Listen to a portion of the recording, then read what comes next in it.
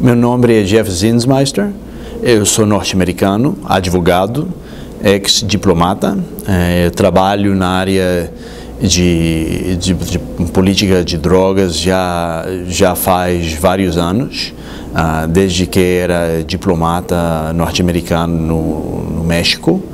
E agora eu sou um fellow da Universidade de Flórida, no seu Instituto da Política de Drogas. Eu também atuo na área da prevenção de drogas na cidade de Washington, D.C., a capital dos Estados Unidos.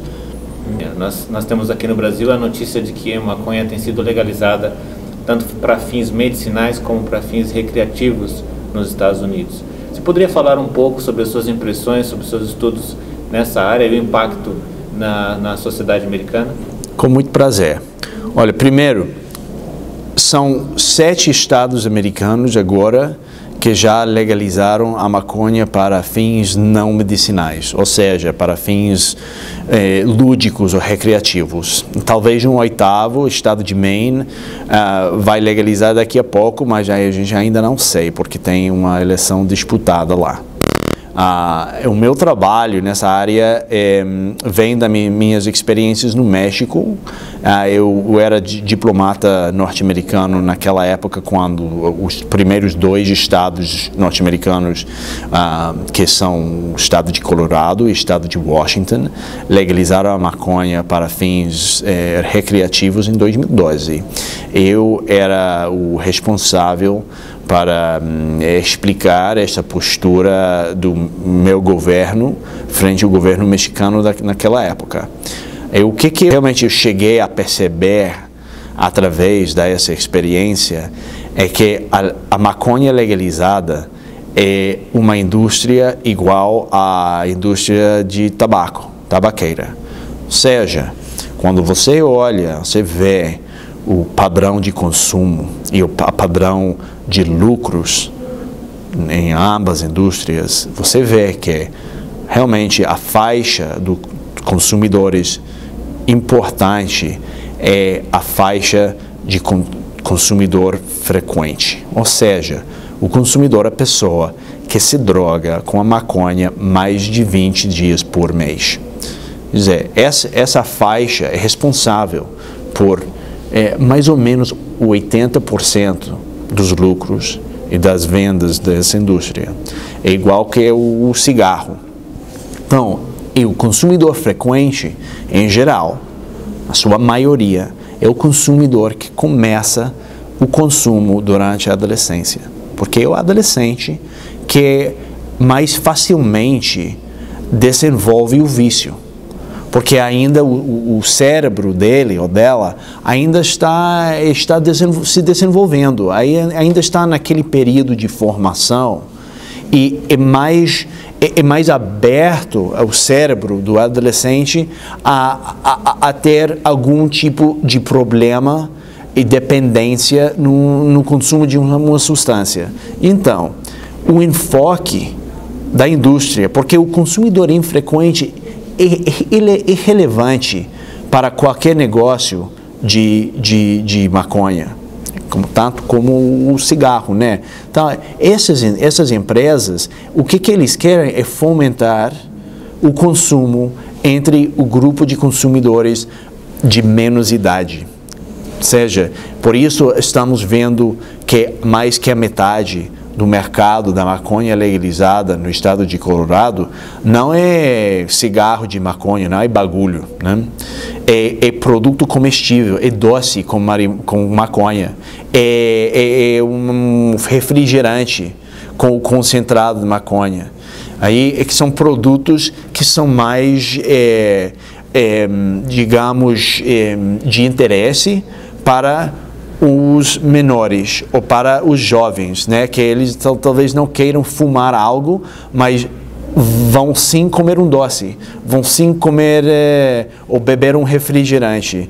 E então realmente fiquei sabendo que essa indústria, seu objetivo é criar viciantes, né? É isso, não tem que ver com a justiça social.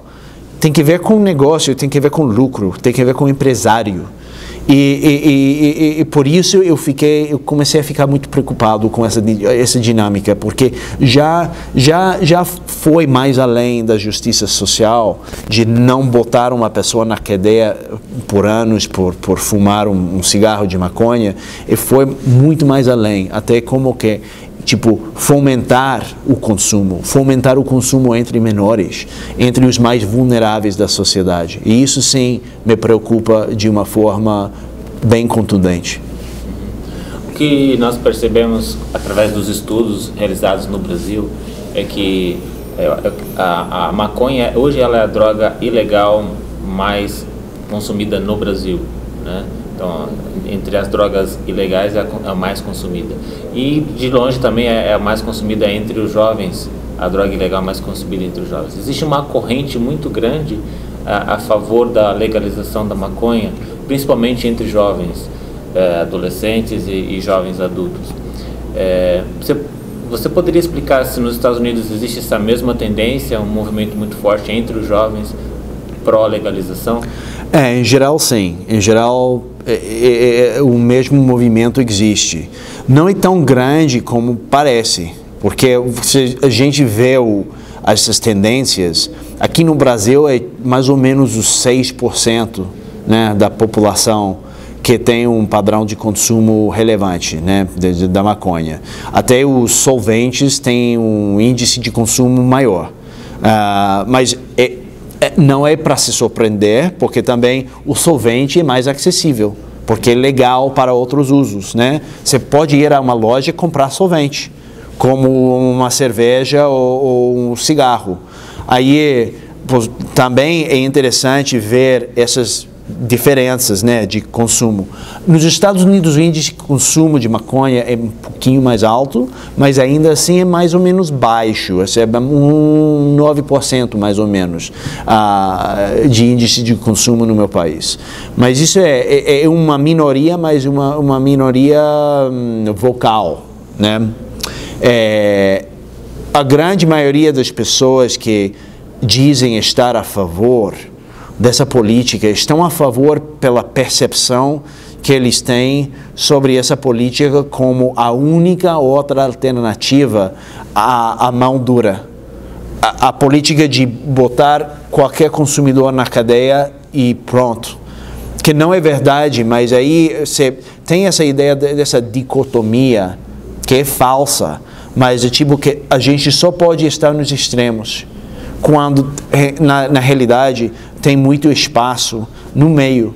E a gente sabe através de sondagens e de grupos de enfoque, etc., que uma vez que as pessoas, em particular as que não são consumidores frequentes, uma vez que eles sabem das outras alternativas, eles desenvolvem uma atitude mais, digamos, sutil e menos a favor de um mercado comercial de outra estupefaciente viciante.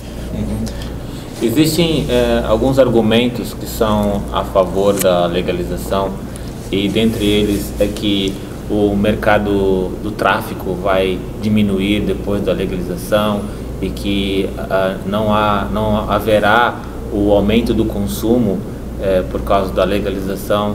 E depois dessa experiência que ocorreu nos Estados Unidos de legalização em alguns estados e depois dos seus estudos, quais foram as descobertas que vocês teve? O consumo ele aumentou, ele ficou estagnado, o mercado do tráfico diminuiu, houve mais arrecadação de impostos e mais benefícios para a sociedade? Quais foram as suas impressões sobre isso? Bom, primeiro o consumo já aumentou bastante.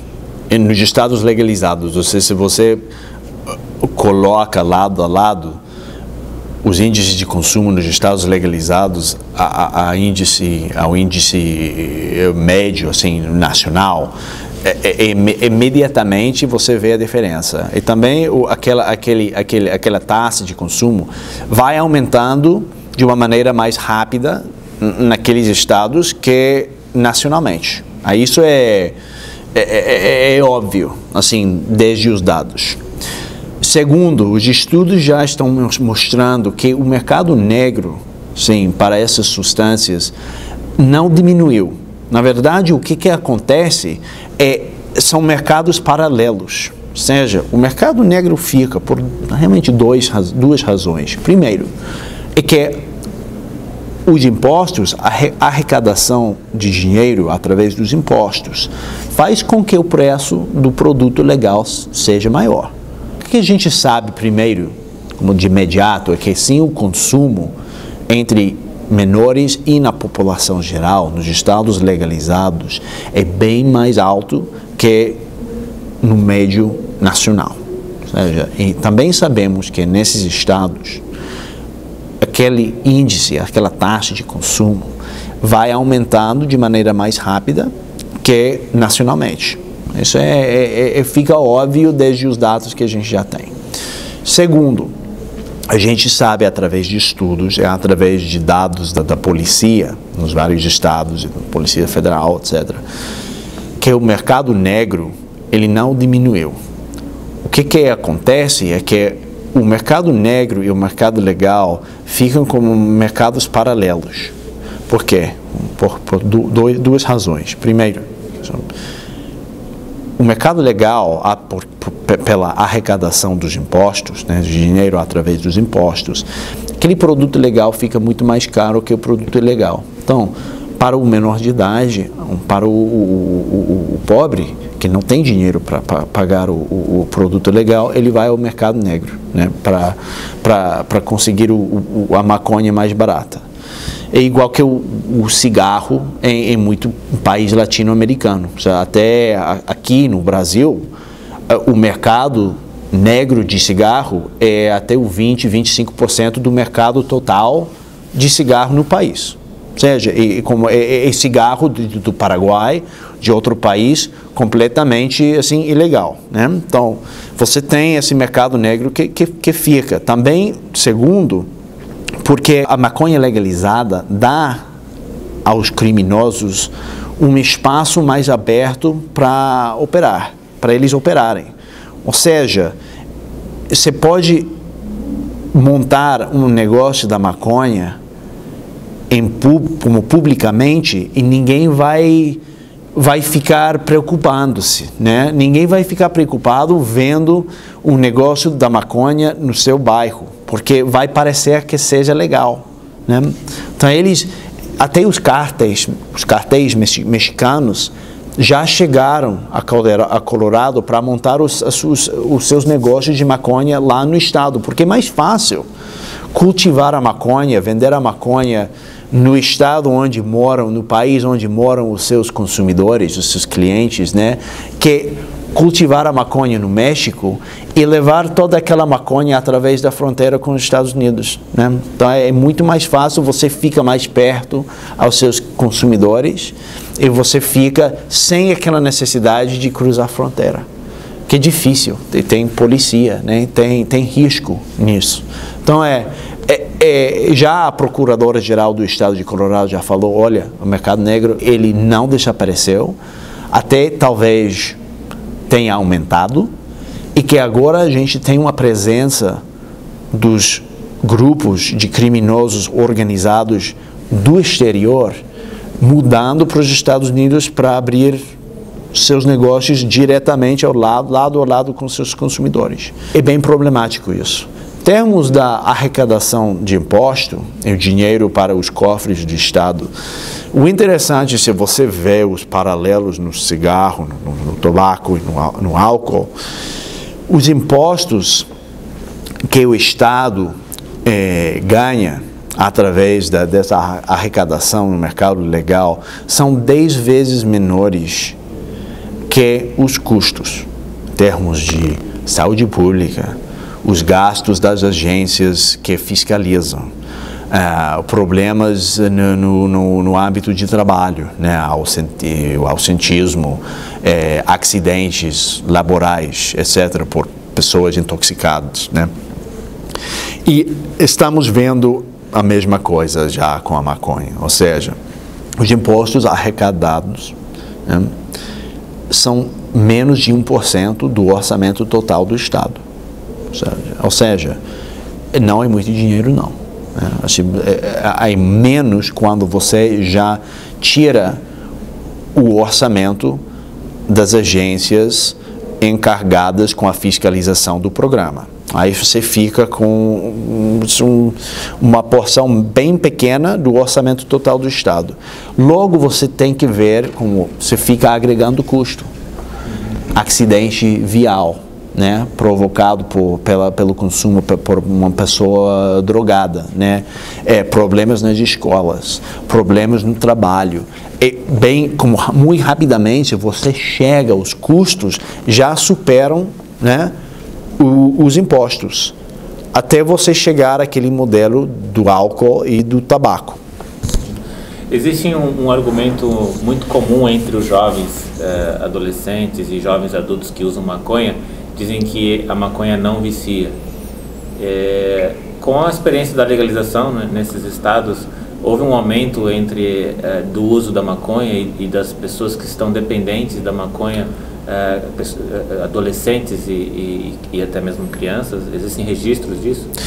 Primeiro, no tema de se a maconha é viciante ou não, nisso não há debate no mundo científico.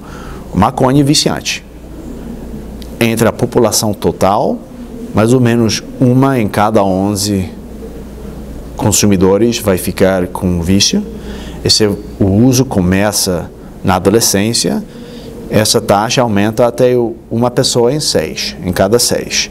E isso vem de estudos já faz 15 anos, 20 anos, quando a maconha era bem menos potente que é agora nos Estados Unidos. Ou seja, tem uma forte possibilidade de que essa taxa já seja maior. A ideia de que a maconha não é viciante é falsa.